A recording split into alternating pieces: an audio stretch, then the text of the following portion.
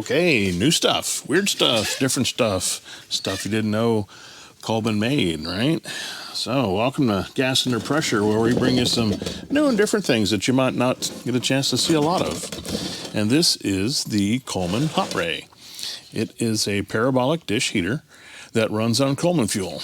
And I picked this one up in Corsicana at our last little meetup that we had there in the fall, and yeah, so this is it. It is it's an interesting little beast. So if you look at it here, you're like, this is like a kind of traditional lamp fount. I'm probably remiss on I should know what the model number of this particular fount is, but I don't. So someone, I'm sure, will let me know in the comments or whatever, but it's in really nice shape.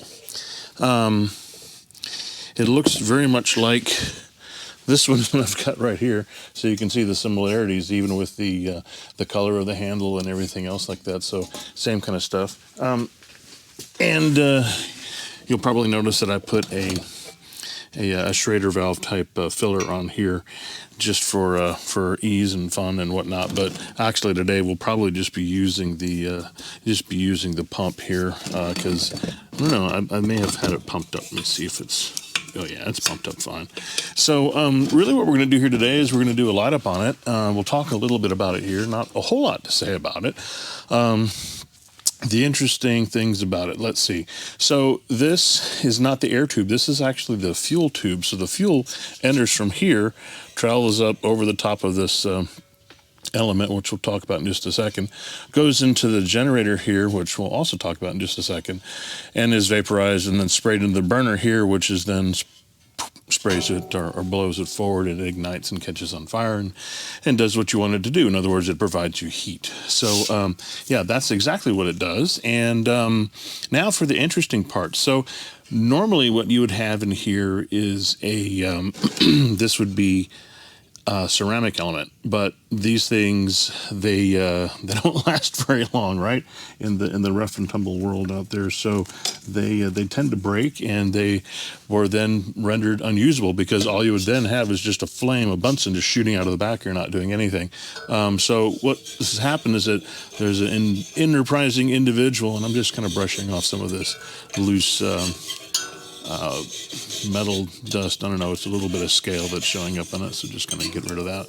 But anyway, they have developed a stainless steel replacement for the element here, and it works great. So it takes these heaters, which were not usually able to be used anymore, and brings them back to life. So you can get these replacement ones if you're looking for one. Old Coleman Parts stocks them. They're about $50, and they will last pretty much forever. They're very, very, very durable, obviously being made out of stainless. The next thing here is this is the generator, and the generator that's in this one right now actually I recognized as being from a Coleman close iron. This is an iron generator that's in here, and you'll notice the difference in it when you take a look at a normal R55, which is this is what's supposed to be in there. So a R55 generator, which are like almost made out of gold nowadays, expensive as they are, looks significantly different in terms of its oops, let me get my hand over here, in terms of its thickness and how large the tube is. So this will probably carbon up quite a bit faster than this one will, but since it's in there and it's working, I'm going to just go ahead and use it as it is until it clogs up, and then we'll switch over to one of these very pricey R55s. These are almost going for like $45 or $50 now, which is just, I think that's kind of crazy. So right, okay, lighting these things, really pretty simple. They have to be torch lit. Oh yeah, one other thing about this that's kind of interesting. You'll see that they have two knobs back here. They both look like fuel knobs, and in actuality only one of them is a fuel knob. This is a stop, so this whole thing will tilt up and down. And it looks like I need to tighten the screw because it's a little bit loose back there, but we'll get that in just a second. The interesting thing is that you can take this stop completely out, and they actually show, well, you can at least get it out of the way there, just like that. And they actually show this being tilted completely up, just like this, and using this grill as a way to cook.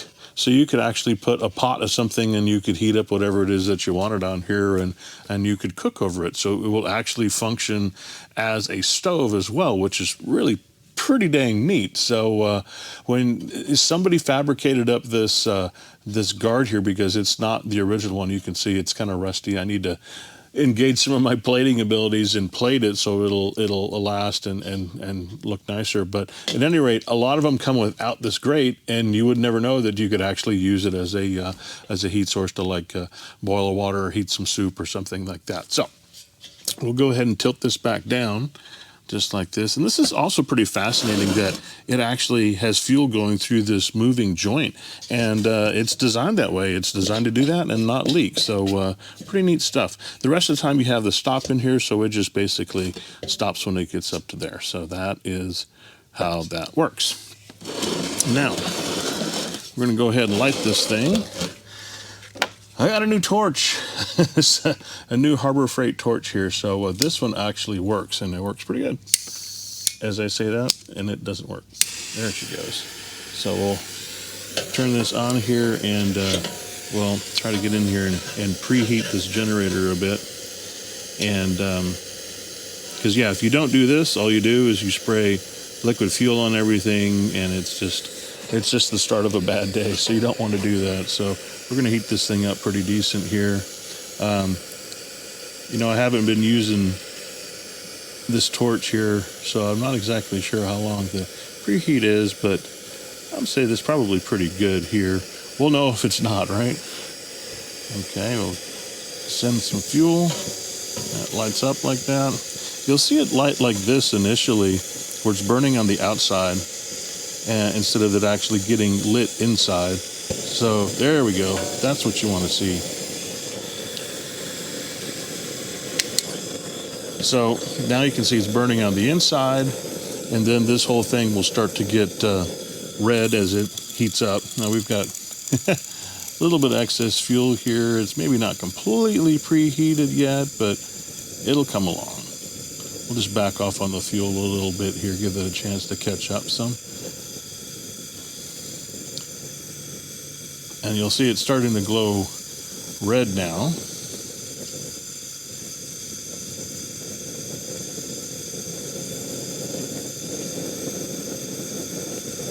And it'll just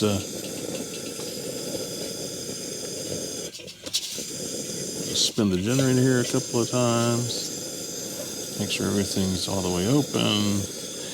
Probably give it a few more pumps here because it looks a little bit low.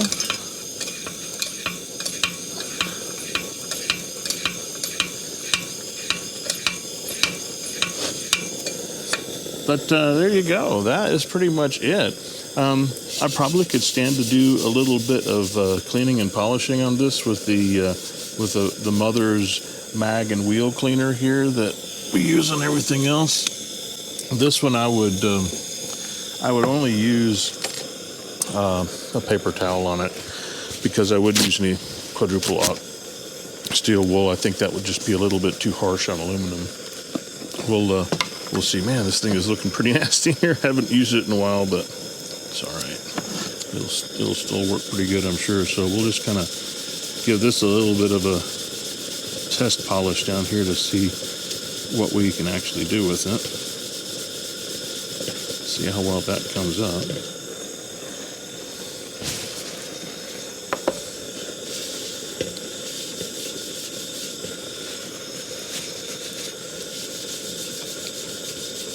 So yeah, you can see that it'll polish out pretty nice. You're still going to have this corrosion that you're going to see in here. There's not really a whole lot that you can do about that. It's just the way that it is, because she's old and it's just got a little bit of the corrosion. But this dish will polish up pretty nice. But it really does a great job of throwing the heat. I mean, like right now, it is like really cooking my face, and it will project this quite a long ways away, because again, this is it is not so much a convective heater, but a radiant heater. So it is throwing that heat out there. I mean, I can feel it out here. You can feel it. I mean, a good 10 feet away, you can walk in front of it and really feel the heat coming off. But yeah, this is running just perfect right now. It's extremely efficient on fuel because essentially it's running like a lamp. So this fount of fuel here will probably run it a good 8 hours or so, something like that.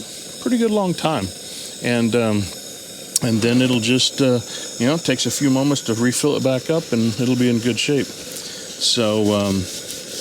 So yeah, this will be pretty good. I think the next project will be to kind of get the rest of this kind of polished out, so it'll look nice, and then we'll go from there. So there you go. It's the Coleman Hotray.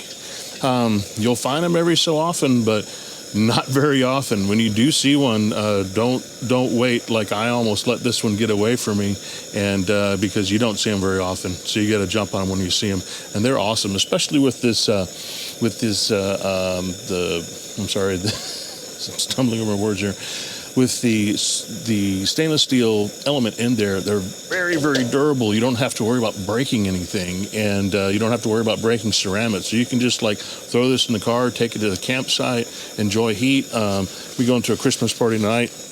We're going to take this along. It's going to get down to the 50s, so not real cold, but this will be really nice to stand around, and it'll run all night with no problems. So anyway, that's it. Hope you enjoyed the little light up here, and until next time, keep them lit.